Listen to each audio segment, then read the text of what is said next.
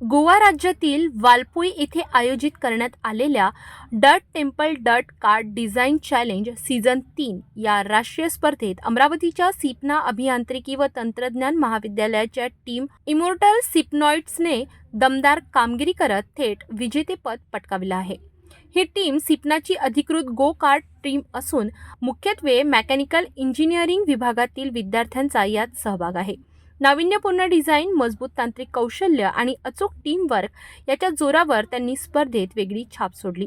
स्पर्धेत design evaluation, aesthetic, acceleration, ऑक्टोक्रॉस आणि speed map या पाचही प्रकारांमध्ये संघाने अव्वल स्थान मिळवले। इतकंच नाही तर एन्ड्युरन्स राऊंडमध्येही पहिलं स्थान मिळविलं। त्यांनी सातत्यपूर्ण उत्कृष्ट कामगिरी दाखवली।